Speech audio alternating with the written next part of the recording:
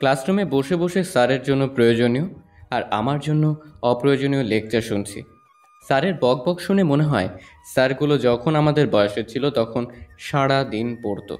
3 বছর civil engineering শেষ করে এবার ফাইনাল ইয়ারে আছে, তবুও শুধু পড়তেই হয়। ক্লাস করতে করতে কখন যে বন্ধুর কাঁধে মাথা রেখে ঘুমিয়ে গেছি খেয়ালই ছিল না। আর যার কাঁধে মাথা রাখলাম সে আমাকে ডাক দেয়নি, উল্টা স্যারকে ডাক দিয়ে আমাকে দেখালো হারামিগুলো যে কত ফাজিল। ক্লাসে স্যারের কাছে বকা খাওয়ানোর জন্য সবসময় রেডি। স্যারের মিশা সওদাগরের হিটলার গলার ডাকে ঘুমটা ভাঙল। এই ফাজিল ছেলে, ওঠো। Yes sir. নাম কি তোমার? রাজ, নাম তো শোনাই হোগা। কি? না, কিছু না। এটা কি ঘুমানোর জায়গা? রাতে কি করছো? সারা রাত কি করছি? ও, মনে পড়ছে, সারা রাত জেগে পড়ছি স্যার। কি পড়লে শুনি? স্যার, ইন্টারনেটে শাহরুখ খানের লাইফ স্টোরি পড়লাম, আপনিও পড়ে দেখবেন, সেই মজার স্যার। চুপ বেয়াদব, তোমাদের মতো ফাজিল ছেলে দিয়ে কোনো কাজ হবে না। স্যার, এই কথাটা আপনিও বললেন? মানে? না মানে বাড়ির সবাই বলে তো আমাকে দিয়ে কোনো কাজ হবে না, তাই। বান্দর ছেলে, যা তু ক্লাস থেকে, শুধু বক বক করতে ক্লাসে আসে, পড়ালেখার কোনো খবর নাই। আমি আর কথা না বলে ঘুমের চোখ ঢোলতে ঢোলতে ক্লাসের বাইরে চলে আসি। হঠাৎ মনে পড়ল স্যারকে তো একটা কথা বলা হয়নি, তাই আবার ক্লাসের সামনে গেলাম। স্যার প্লিজ একটু শোনেন। কি হলো, যাওনি এখনো? না, তবে যাব, তার আগে একটা কথা ছিল। কি? স্যার, শুধু বান্দর বলবেন না, অপমান লাগে, তাই কলা গাছের বান্দর বলবেন, একটু ভাব আসে মনে। ফাজিল! স্যারের গুন্ডার মতো কথা না শুনে দৌড়াতে শুরু করলাম, কারণ এখানে দাঁড়ালেই আমাকে হ্যাঁ থাক নাই বা বললাম। আচ্ছা, স্যারগুলো এমন অসুর টাইপের হয় কেন? আমার মতো শিশু ছেলেকে আর একটু ঘুমোতে দিলে ওনার কি এমন ক্ষতি হতো?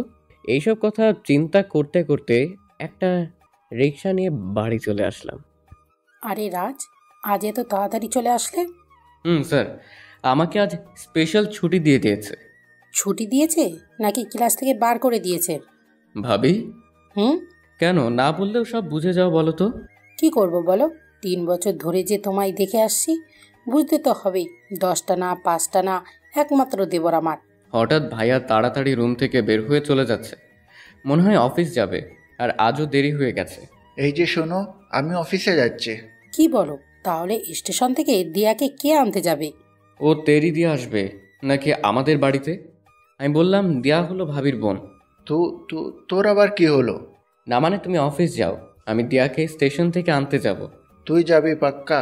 নয়তো কি পাক্কা যাব?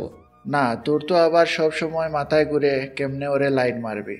আরে না, এবার শিওর দিচ্ছি, আমি ভালো ছেলে হয়ে থাকবো। ওকে, তাহলে ভালো করে ওরে নিয়ে আসিস। ও 11টার ট্রেনে চলে আসবে, আর এখন 10:30 বাজে। তুই স্টেশনে যা, আমি অফিসে চলে যাই। ভাইয়া শুনো। কি হলো আবার? 1000 টাকার নোটের ভাঙতি হবে। এই নে। ও ধন্যবাদ ভাই। এবার 1000 টাকার নোট দে। ওই আমি কি বললাম আমি তোমায় 1000 টাকা দিব? আমি তো শুধু বললাম ভাঙতি হবে নাকি। তাছাড়া আমার পকেটে টাকা নাই। আর দিয়াকে আনতে যাব, যদিও কিছু খাইতে চাই, আর আমি যদি না খাওয়াতে পারি তাহলে লজ্জা না? আর তাছাড়া ছোট ভাইয়ের থেকে টাকা চাইতে লজ্জা করে না? আর আমি তো আমার ভাইয়ের টাকায় লাইন মারবো, অন্য কারো টাকায় না। তাই আমি রেডি হতে গেলাম, আর তুমিও অফিস যাও। আমি কথাগুলো বলে আমার রুমে এসে দরজা বন্ধ করে দিয়ে গান লাগিয়ে দিলাম বক্সে। আর ভাই আমার লম্বা ব্যাখ্যা শুনে চুপ করে অফিস চলে গেল, আর ভাবি তো হাসতে হাসতে রান্নাঘরে চলে গেল। আমি চরম পরিমাণ স্টাইল নিয়ে স্টেশনে দাঁড়িয়ে আছি। তাছাড়া আজ আমার 3 বছর ধরে লাইন মারার মানুষটা আসছে, তবে কষ্ট, আজও ওরে পটাতে পারলাম না। এখন মনে হয় ও অনার্স প্রথম বর্ষে পড়ে, কি কারণে যে পটে না এটাই এখনো বুঝলাম না। হঠাৎ ট্রেন চলে আসলো, আর মানুষ নামতে লাগলো, আর আমিও ওরে খুঁজতে লাগলাম। হঠাৎ আমাকে পাশ কাটিয়ে একটা মেয়ে চলে গেল, আর আমি এক দেখায় একটা ক্রাশ খেলাম, আর মেয়েটার চলে যাওয়ার দিকে তাকিয়ে আছি। ক্রাশ খেলে বুঝি? আমিও পেছনে তাকিয়ে দেখলাম আর এক ঝাটকা। আরে দিয়া! কেন, অন্য কাউকে বুঝি আশা করেছিলে? না না, তোমাকেই খুঁজছিলাম। তার নমুনা তো দেখতেই পেলাম। আরে কি যে বলো, তুমি ছাড়া অন্য কোনো মেয়ের দিকে কি আমি তাকাতে পারি? এটা ছেলেদের কমন ডায়লগ। এবার ব্যাগ ধরো আর চলো। আর কথা না বলে একটা রিক্সা নিয়ে আমি আর দিয়া বাড়ি চলে আসলাম। দিয়া বাড়িতে এসে সবার সাথে দেখা করে ভাবির সাথে ভাবির রুমে চলে গেল। আর আমিও আমার রুমে চলে আসলাম। বিকেলে আমি ছাদে দাঁড়িয়ে আকাশের দিকে তাকিয়ে দেখছিলাম। আসলে আমি ভাবতেছিলাম, দিয়ার সাথে আমার পরিচয় 3 বছর আগে ভাইয়ের বিয়েতে। ওরে আমার ভালো লেগে যায়, আর সময়ের টানে ভালোবাসতেও শুরু করি। একবার ওরে আমি প্রপোজও করেছিলাম, কিন্তু পাত্তাও পেলাম না। ও উত্তর দিয়েছিল যে আমার মাঝে ও যেদিন সিরিয়াস কিছু দেখবে সেই দিন সে আমার প্রপোজে রাজি হবে। তবে সমস্যা হলো, আমি এত বড় হলাম কিন্তু নিজে কখনো সিরিয়াস হতে পারিনি। আর আমিও ভেবে নিয়েছি কখনো বুঝি দিয়া আমায় ভালোবাসবে না। আসলে তো আমার মতো বান্দর টাইপের ছেলেকে কে ভালোবাসবে? এই যে আকাশের দিকে তাকিয়ে কি ভাবছো? ভাবছি তুমি এখানে থাকবে কতদিন। কেন, খুব তাড়াতাড়ি বিদায় করার প্ল্যান আছে বুঝি? না, তবে লাইন মারার প্ল্যান তো আছেই। এটা তো শুধু আজ নয়, বরং 3 বছর ধরেই মেরে আসছো। দেখি কতটুকু পটাতে পারি। ওকে, এবার শুনো, আমাকে কবে এই শহরটা ঘুরে দেখাবে?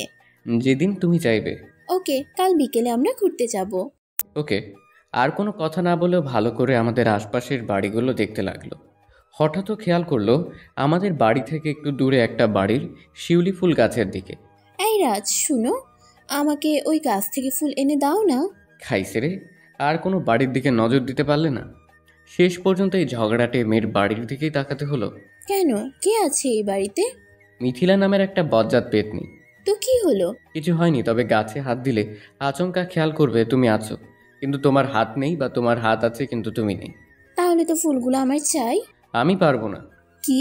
না মানে এখন তো ফুল পাবো না, আর শিউলি ফুল তো ভোরে ফোটে, তখন এনে দিলেই তো চলবে। মনে থাকে যেন। বলেই দেয়া চলে গেল আর আমাকে হাসিয়ে দিয়ে গেল।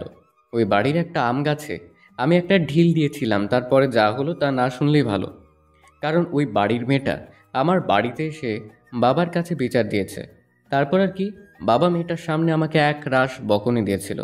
খুব ভোরে ঘুম থেকে উঠলাম। এখন প্রায় 5টা 15 বাজে। চারদিকে এখনো অন্ধকার, মনে হয় সূর্যি মামা দাঁত ব্রাশ করছে। একটু পরে উদয় হবে। আমি চোরের মতো নিজের বাড়ি থেকে বার হলাম, আর এই বজ্জাত মেয়ের বাড়ির সামনে এসে হাজির। কিন্তু এখন 2টা খবর আছে, একটা ভালো খবর আর একটা খারাপ খবর। ভালো খবরটা হলো এখনও বাড়ির কেউ ঘুম থেকে ওঠেনি, আর খারাপ খবরটা হলো এই বাড়িতে একটা কুকুর আছে, যা মনেই ছিল না। আর এই সময় কুকুরটা পাহারা দেয়। আমি গেটের ভিতরে তাকিয়ে দেখি কুকুরটা দরজার সামনে বসে আছে। এখন কি করব মাথায় আসছে না। অনেক ভেবে একটা বুদ্ধি বার করলাম। গাছটা যেই দিকে তার বিপরীত দিকে একটা ঢিল মারলাম। যে কুকুরটা দেখতে যায় সেখানে কি হয়েছে, আর আমি সেই সুযোগে বাড়িতে এন্ট্রি নিব। যা ভাবনা সেই কাজ। আমি বাড়িটার অন্যদিকে ঢিল দেওয়ায় কুকুরটা দেখতে গেল ওইখানে কি হলো, আর আমি দেওয়াল টপকে বাড়িতে ঢুকলাম। এবার মনের খুশিতে ফুল কুড়োতে লাগলাম। হঠাৎ খেয়াল করলাম কুকুরটা আমার পেছনে দাঁড়িয়ে আছে। আমারও পা কাঁপা শুরু করলো। বাবু, বিস্কুট খাবে? দে দৌড়, বলেই দৌড়াতে শুরু করলাম। কিছুক্ষণ এই বাড়ির মাঝেই আমাকে দৌড়ালো। পরে সুযোগ বুঝে দেওয়াল টপকে চলে আসলাম, আর সেই কুকুর ঘেউ ঘেউ করছেই। যাক বাবা, শান্তি পেলাম। বাড়িতে ঢুকে দেখি দিয়া জেগে আছে, আর ঘরে চুপচাপ বসে আছে। এই যে তোমার ফুল। ধন্যবাদ। ওকে। রাজ, শুনো, কি? তুমি এক পায়ে জুতা পরে ঘুরছো কেন? আমি আমার পায়ের দিকে তাকালাম, আর খেয়াল হলো কুকুর তাড়ায় ওই বাড়িতে একটা জুতা খুলে যায়। কি হলো? না মানে এক পায়ে গরম লাগছিল তাই খুলে রাখছি। তাই? হুম। আর কথা না বলে চলে আসলাম, কারণ আর কথা বললে পরে মুখ ফুসকে সব বার হয়ে যাবে। আজ আর ভার্সিটি যাইনি। সারাদিন লুকিয়ে লুকিয়ে দিয়াকে দেখে দিনটা কাটালাম। বিকেলে দিয়াকে নিয়ে ঘুরতে বার হলাম। ওরে খুব সুন্দর লাগছে, যা বোঝাতে পারবো না। আমি একটু পরপরই ওরে দেখছি। আচ্ছা, ওকে বুঝতে পারে না আমি ওরে কতটা ভালোবাসি? আর কি করলেও রাজি হবে? আমরা রাস্তায় পাশ দিয়ে হাঁটছিলাম, আর তখনই আমাদের চোখের সামনে রাস্তায় বিপরীত পাশে একটা সিএনজির সাথে একটা লোক অ্যাক্সিডেন্ট করে। আমরা দৌড়ে সেখানে গেলাম, আর খেয়াল করি লোকটা মারাত্মক ব্যথা পেয়েছে। এমনি অনেক রক্ত বার হচ্ছে, তাই আমি আর দেরি না করে সামনে থেকে একটা সিএনজি নিয়ে লোকটাকে নিয়ে সদর হাসপাতালে যাই। আর সাথে দিয়া আসে, কিন্তু আমার মাঝে তখন খেয়ালই ছিল না যে সাথে দিয়া আছে। আমরা দুজন মিলে লোকটা হাসপাতালে নিয়ে আসি এবং ভর্তি করে দিই। লোকটার অনেক রক্ত যাওয়ার কারণে এখন রক্ত লাগবে, কিন্তু সৌভাগ্যবশত লোকটার সাথে আমার রক্তের গ্রুপ মিলে যায়, আর আমি রক্তও দিই। পরে লোকটার পকেট থেকে ওনার মোবাইল পাই, আর ওনার মোবাইলে হোম দিয়ে সেভ করা নাম্বারে ফোন দিয়ে সব বলি। কিছুক্ষণ পরে ওদের বাড়ির লোকজন চলে আসে, আর আমি ওদের সব বুঝিয়ে দিয়ে চলে আসি।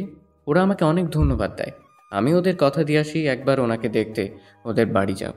আমি ওনার বাড়ির ঠিকানা নিয়ে চলে আসি। ওদের বাড়ি দিয়ে আমি দিয়াকে সাথে নিয়ে হাসপাতাল থেকে বার হই। তখন আমার শরীরে আর হাতে ওই লোকটার রক্ত লেগে আছে।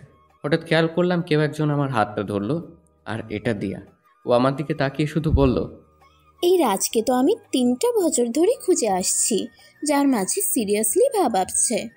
আমি কি এই রাজকে ভালোবাসতে পারি? যদি ভালোবাসতে না চাও তাহলে সমস্যা নাই, শুধু একটু ভালোবাসতে দিবে। তবে হ্যাঁ, পটানো কিন্তু ছাড়া যাবে না, সবসময় লাইন মারতেই হবে। আমি আর কি বলবো, চুপ করে ওর হাতটা শক্ত করে ধরে হাঁটতে লাগলাম।